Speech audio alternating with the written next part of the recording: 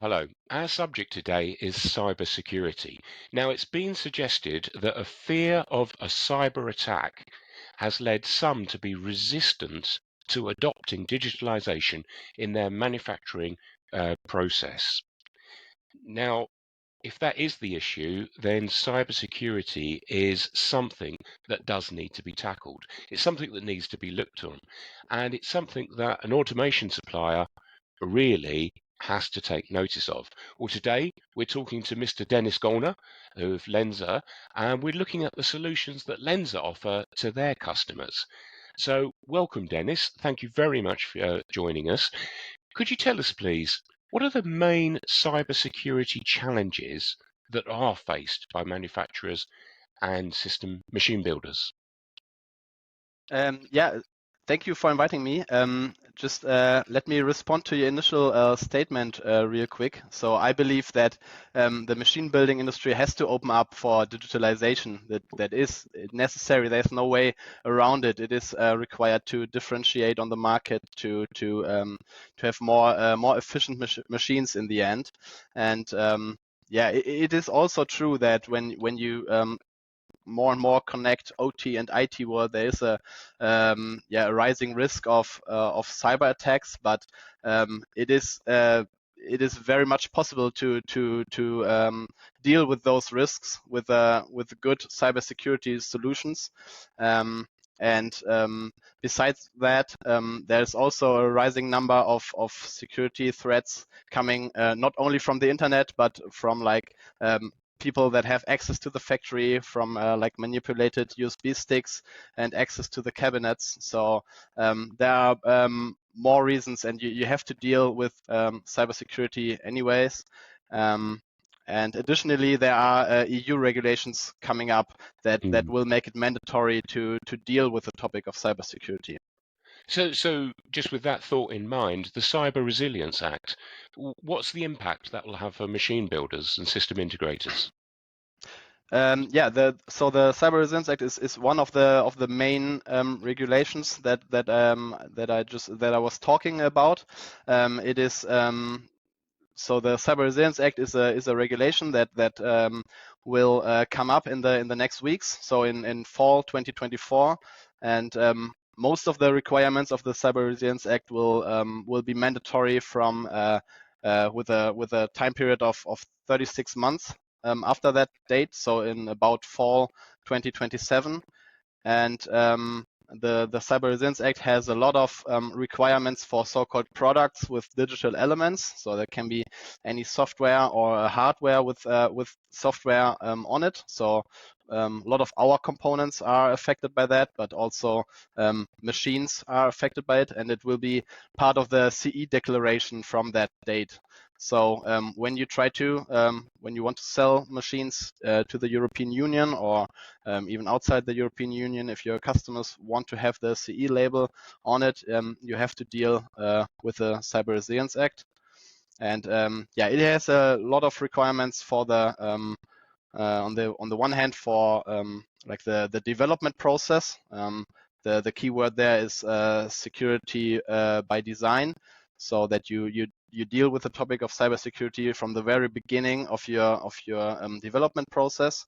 And on the other hand, there are a lot of requirements, like technical requirements, that you have to implement on components, on machines. The keyword there is secure by default. So from that date, you have to have a secure default configuration on your product. Right. Okay. So it really is quite involved, quite important. Could we look now Lensa's role in cybersecurity? How are Lensa helping their customers with this subject? So as I said, machine builders usually are very much affected by the Cyber Resilience Act, and we would recommend to start with doing threat analysis, and when you identify risks there, develop security concepts for your machines, and we would be very happy to help you with that. We built up a lot of expertise in the past, contact us there. And besides that, what we do is we develop secure automation products. So those products will help in actually developing those security concepts in the end. So our customers, from this security concept, there will be a lot of requirements for components, and we have the security features in our components to deal with those requirements. Just to give a couple of examples, we have implemented a firewall on our controller. We have implemented a user management on our controller. We have tools like Nupano or the Easy Firmware Loader to deal with software updates, which will become mandatory in the future. So those are just some examples on how we can help our customers. So from what I'm hearing, Lensa are very much involved. You're very much involved in dealing with this issue. So we are affected by the Cyber Resilience Act as well. So besides just helping our customers with their requirements, with their security concepts, we also have to deal with the Cyber Resilience Act requirements. So as I said, we have a lot of security features implemented. We also have what is necessary is we set up a so-called PSIRT, a Product Security Incident Response Team. So it's an organizational unit that deals with so whenever there's a vulnerability coming up that someone notices us about, this team comes together and reacts to that message, thinks of certain solutions for those vulnerabilities, and the Cyber Resilience Act says that you have to react very quickly, in some cases in like 24 hours or 48 hours, and so you have to have some organizational unit to deal with those timelines, and that's something, for example, we would recommend our customers as well. Absolutely right. So it really is that we said earlier this is quite a substantial subject there.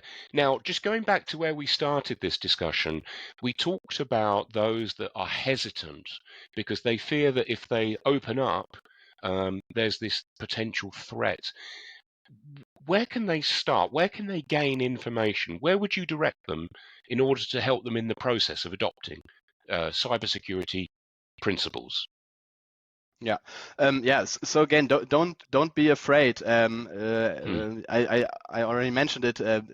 There is a need for digitalization, and there are very good cybersecurity solutions in the market as well. So with that, you can really deal with the risks of security incidents. So just for you as a starting point, just feel free to contact us as Lensa. We build up expertise there. We can help you to get to know the topic of security. Feel free to take a look at our website. We have a white paper available there. Feel free to download that. This contains a lot of information on the regulatory requirements. It contains information about the very important standard, the IEC 62443 as well, which I really recommend you to take a look at. Just take a look at our website, the white paper, contact us, and together we can deal with the Cyber Resilience Act. That's excellent. Denis, thank you so much for your time. Your explanations have really helped because this is a big subject and it really opens the door to people gaining a better understanding, which is clearly such an important and such a critical thing. So thank you so much. Thank So you. if you are watching this today and you'd like to find out more, the QR code will link you straight through to that white paper that Denis has mentioned, which seems like such an obvious place to start and to gain more understanding, and particularly with things like the Cyber Resilience Act, understanding what the requirement of that is obviously of key importance. So by all means, get in touch, talk to the team at Lensa, talk to Denis and find out how Lensa can help you with this. Thanks ever so much for watching, and we look forward to seeing you on the next video.